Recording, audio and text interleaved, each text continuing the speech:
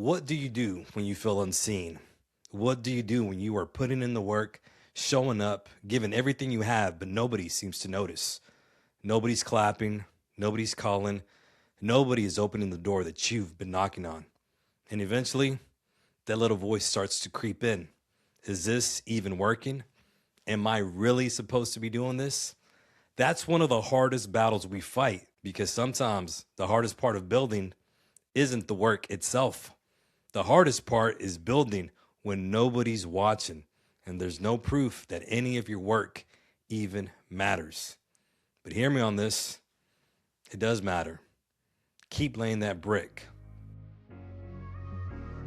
Welcome to the Mission Driven Podcast, the show designed to empower, educate, and encourage you to stay focused and committed to your mission.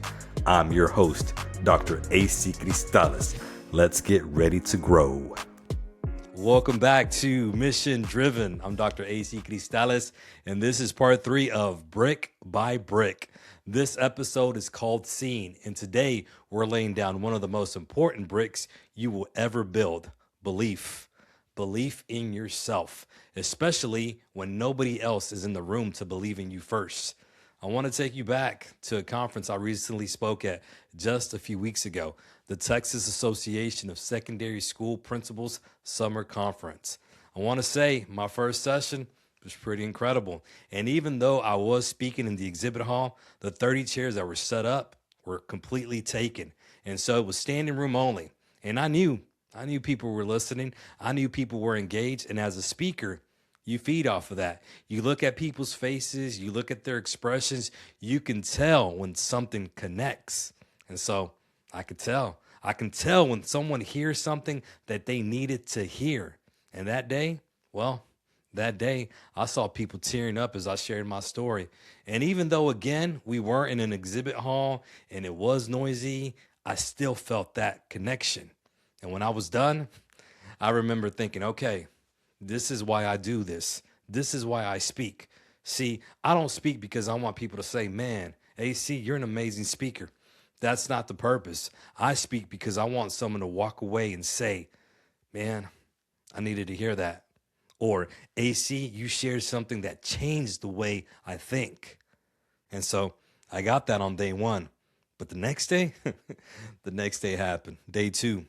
I walked into the exhibitor hall and into my assigned presentation stage number 5. And guess what? Nobody showed up. Nobody. Not one person. And what's crazy is I've never told this story before. You know, I'm a seasoned speaker. I don't really want to admit stuff like that, but it happened. And you listening right now, you're the first one hearing about it. So let me tell you straight up how seeing no one in the audience feels. Not good. No bueno. Awful. It stinks. It's a horrible feeling because at that moment, you start questioning things. You start wondering, am I really supposed to be doing this?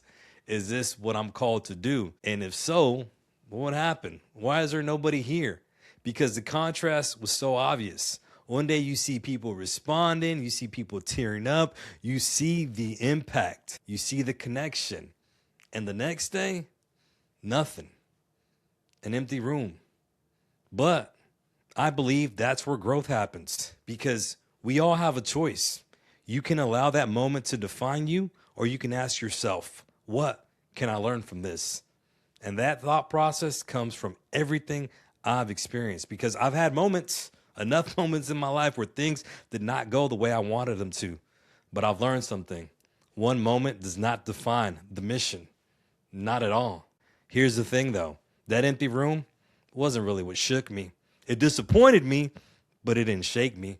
What shakes you is what comes after because we live in a world of instant gratification. We want proof immediately. We want to know, did this work now? Did this impact somebody now? Did somebody hear me now? And I think that's human nature. When you care about something, you want to know it mattered. You want to know your effort meant something. And that's what I wanted to know. Did my effort mean something? But when you don't see the results right away, that's when the questions start. Maybe I'm not supposed to do this. Maybe I'm not qualified. Maybe I believe the hype. So here's where I have to be honest with myself. Sometimes when I don't get that feedback, when the results don't come, it starts to feel like an ego thing. And I'm starting to become honest enough with myself to admit that. Maybe it's my ego because the lie shows up like this. Maybe this isn't what I'm supposed to be doing. Why am I pouring so much energy into something that isn't really my calling? But I've learned something. Sometimes the question isn't whether you're called.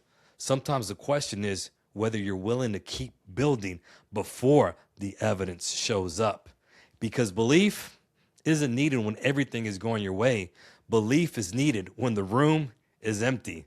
And again, that room, day 2, was empty. So I want to answer a question out loud to you. What do and did I actually tell myself on the days I kept seeking for opportunities and nothing came back? I told myself something's got to open. The right thing's got to open. And I believe, and still believe, that what you're seeking is also seeking you. Now, that's a nod to The Alchemist, but it's more than just a nice line to me. Because if I haven't found what I'm looking for yet, maybe it's because I'm still being prepared for it. Now, there's a phrase I live by, and it's this: I'll never know if I never give it a shot. When I took the leap into full-time speaking back in 2014, that was the thought that was driving me. If I never take this leap, I'll never know. And I refuse to live with what if. To me, those two words, what if, are the saddest words in the English language. What if? What if I had taken that leap? What if I had tried? Well, I don't want to die with what if. I want to die knowing I tried. I don't want to get to the end of my life and wonder what I could have done or what I could have been. So what did I do? I kept at it. Perseverance. I kept applying. Even last year, when I was looking for a position, another job, and I wasn't getting any responses, I kept applying. American Airlines, corporate positions, anything that had to do with leadership. And I kept telling myself something's going to open up for me. And let me tell you, that's an easy thing to say, but it's a hard thing. It's a hard thing to actually live. So I had to keep reminding myself the right thing is going to happen at the right time. And that belief, well, that belief got tested. December 2025, there was a position I was sure was mine, and I kept affirming it. It's mine, it's mine, it's mine, it's mine. But then an email came that said, it's not yours. We've decided to go with somebody else. Now that was a gut punch, to say the least. But you know what? My brother has a saying that I lean on in those types of moments, and it's this: in the end, it's all good. And if it's not good, it just means it's not the end. And that aligns with one of my favorite scriptures, which is Romans 8:28, that God works all things together for the good of those who love him. So not just the good things, but all things. And that's when I made a decision. I'm not going to accept defeat. Yeah, it hurts. It's a gut punch, but I'm not going to tell myself that this is where my life stops. So I kept going because I believed the right thing would show up at the right time. And if you're in a season right now where nothing is adding up, I need you to believe that too. Now, I recently read something that connected with me, and it said this: work well done does good to the man who does it. Now think about that. Notice what it doesn't say. It doesn't say that work gets promotions. It doesn't say that work gets recognition. It doesn't say that work gets applause. It says work changes the worker. Now that is powerful, because sometimes we believe the only reason we're doing the work is because of what we'll receive on the other side. The title, the platform, the opportunity, the recognition. But what if the work itself is the thing that's shaping you? Every speech, every article, every podcast episode, every hour reading, every workout, every conversation, every moment you choose to keep going when nobody's watching you work, that is what's shaping you and is building something inside of you. The work is working on the worker. That is why I can look back and realize that nobody can steal my growth. Yeah, people can delay opportunities. People can say no to me. People can choose someone else, but they cannot stop the growth happening inside me because the work you do, I want you to hear this, the work you do shapes you into somebody, whether or not anyone else is watching. That's the part that matters for you right now. Wherever you're listening from, the trying is doing something to you. You trying, you working is doing something to you, even when it isn't doing anything for you. The work is working on the worker. You're being built, even in the seasons when nothing else seems to be happening the way you want it to. Now, that idea that the work itself is what matters, not the trophy at the end, reminds me of a story I recently read in the book Never Enough by Andrew Wilkinson. Now, Andrew writes about listening to a podcast where Matt Damon talked about the moment he won the Academy Award for writing Good Will Hunting. Now, Matt was just 27 years old. I want you to think about that. 27. And he had already done something that most people in Hollywood chase their entire lives and never touch. He won an Oscar. But what stood out to me wasn't his win. It was what he said he felt in that moment. Relief. Not just excitement, not just happiness, relief. And it wasn't because he wanted to be remembered as one of the youngest to ever win an Oscar. No, that wasn't the case. The reason was deeper than that. You see, later that night, when he was alone with his trophy, the excitement wore off. And that's when he realized something. Even an Oscar couldn't give his life meaning. It couldn't tell him who he was, because in the end, it was just still a trophy. And that realization set him free. From then on, he wasn't chasing any more gold statues. He was now chasing the craft. He wanted to become a better storyteller, doing work that actually lasts. And that story hit me because I think we do the same thing. Maybe it's not an Oscar. Maybe it's a title, a position, a promotion, a certain level of success where we convince ourselves, when I get there, then I'll know I'm enough. When I get that position, then people will finally see me. When I get that opportunity, then I'll finally know I'm doing what I'm supposed to be doing. But what if the thing you're chasing was never supposed to define you? What if it was supposed to come after you already knew who you were? And that story made me reflect on my own journey. I became an assistant principal when I was 24 years old. And there were definitely people who questioned it. You're too young. What do you know? What can you teach us? And I understood why they asked those questions. Leadership at that age isn't a common thing. But one thing I did know was this: I was willing to do the work. Everything I had achieved up to that point came because I showed up and did the work. I served, I learned, I put in the work. And for more than 20 years now, I've led, I've worked with students, I've worked with teachers, I've developed people, I've made decisions, I've impacted communities. But sometimes we forget to celebrate what all God has already done in our lives, what he's accomplished in our lives, because we're so focused on the next thing. And that's where I found myself. That's what I found myself doing, thinking maybe becoming a principal is what'll prove I'm successful. Maybe the next title is what'll prove I'm capable. Maybe the next position is what'll prove that I belong. But then I had to stop and ask myself a harder question. What am I actually chasing? A title or impact? Because those are two completely different things. And good thing though, now I know. There's no version of my life where I need to spend the next 20 years chasing the title of principal to prove I can lead. I already have. I've lived that. I don't need the trophy like Damon. I don't need the trophy anymore. I got it in my own way. I already got it early, and I don't need to win it again at 90. Maybe that's why this season of my life has felt different, because I'm not chasing the title anymore. I'm chasing impact. And that's not always easy, because when you choose a different road, the road less traveled, there are moments when you look around and you wonder, did you make the right choice? You start asking, did I make the right decision? Am I behind? Should I have chosen the safer path?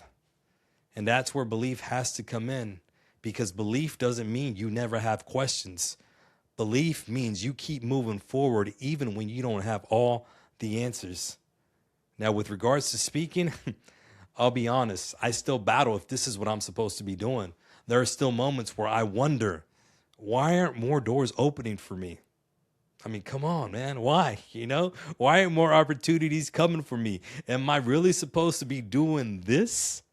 But I've had to learn the difference between questioning the timing and questioning the calling, because those are two very different things too.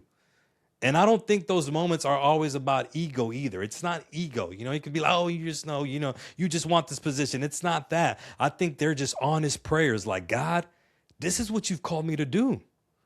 And since this is what you call me to do, will you please keep opening the doors for me? Will you please open the doors that are meant to be open and close the ones that aren't? And help me. Help me trust you in this process, because I've already lived the other side of needing to prove myself.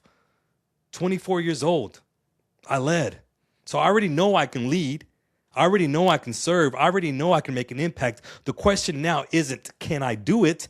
The question is, who am I going to impact?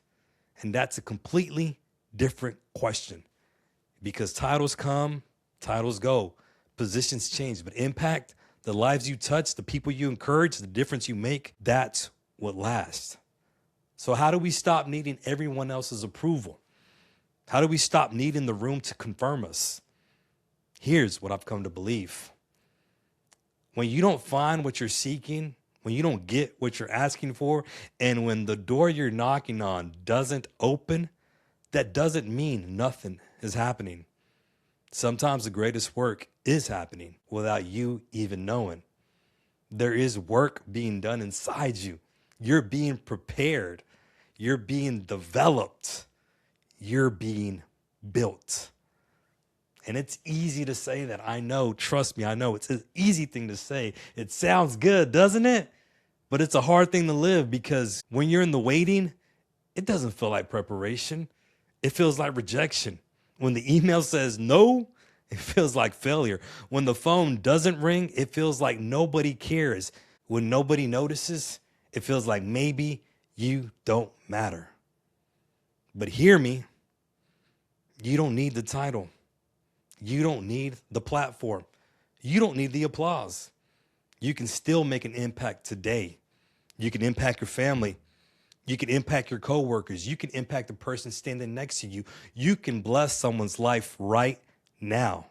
The mission doesn't start when everyone else notices you. The mission starts when you decide to be faithful with what's in front of you. Now, there are two moments I want you to see, and I want you to see both, because the space between them is where belief actually gets built. Take you back to TASP, Texas Association of Secondary School Principals Conference. Day 2, empty room. It would have been easy to call that day a failure, because no speaking engagement came out of it. In fact, no one heard me speak. But on day 1, people told me it was powerful. People told me they needed to hear my message, and that should have been enough. But the ego is a part of me that says it's not. However, I saw tears. I saw the faces, so I knew somebody needed that word of encouragement. And therefore, that's what kept me going. Even the next day, when the room was empty, when the room was silent. So you have to remember this. An empty day isn't your whole story. It's just another day. It's just another part of the story. So keep going. Now, there's Bakersfield. I love speaking in Bakersfield. I love the community, the coordinator, the hunger the families have to better their lives for their kids. I love it. Now, after I spoke in Bakersfield one time, there was a woman who came up to me after I finished my presentation, and she asked me, "Can I pray for you?" And I said, "Absolutely." And as she prayed over me, she told me, "This is your calling." Now, she said it in Spanish, and there's something powerful about Spanish to me. It just sounds more powerful. Hearing those words in Spanish, it was very powerful. They hit differently. It's more tender, more personal. And she said, "You have a calling," in Spanish. Tienes un llamado. And what impacted me about that moment was this. She didn't know me. She knew me from my presentation, but she didn't know my struggles. She didn't know the moments where I wondered, am I really supposed to be doing this? Is this really my calling? But she saw something. She saw the message, she saw the purpose, she saw the passion, and you can't fake that. And you can't fake the kind of sincerity that she had. You can't fake someone being moved to pour into you like that. So in that moment, I thought, okay, God, thank you. This is what I'm supposed to be doing. Thank you for that lady who was led to pray over me. So when I'm in a season of not finding what I'm seeking, I go back to moments like that where I'm reminded, this is your calling. See, sometimes we're so focused on doors that haven't opened that we miss the evidence of the doors that God, he already opened. You're looking for the crowd, God sends one person. You're looking for the platform, God sends encouragement. You're looking for validation, God sends confirmation. So let me ask you, what are you building right now that nobody seems to notice? What dream are you working toward? What brick are you laying that feels invisible right now? Maybe you're waiting for someone to say, I see you. I see you. Maybe you're waiting for the promotion. Maybe you're waiting for the opportunity. Maybe you're waiting for somebody, anybody, to notice your efforts. But maybe you are already seen. You just haven't caught up to it. Unseen doesn't mean insignificant. Unseen means unfinished. It means the story isn't done being written yet. The third brick is simple, seen, but the foundation underneath it is belief. The brick you're missing might not be a door opening. It might not be a booking, a job, a promotion, or somebody finally noticing. It's not that. The brick you're missing is belief. You've got to believe in yourself today, in the waiting, before anybody else catches up to what you already know is true. Because the room will be empty sometimes. The email will come back with a no. The door will stay closed, but that doesn't mean the work is wasted. The work is working on you. So keep building, keep believing, because sometimes the brick you're missing isn't a title or a yes or an open door. It's belief. So here's my question for you. What brick will you lay this week? That about wraps up another episode of Mission Driven. If this episode gave you something to hold on to, I need you to do me a huge favor. Don't keep it to yourself. I need you to share it with somebody. I need you to hit that subscribe button, like button if you're on Spotify, and follow wherever you're listening to this podcast so you don't miss the next piece. Again, if you know somebody right now who's building in silence, who feels like nobody's watching, I need you to share this episode with them right now, ASAP. You might be the door that finally opens for them today.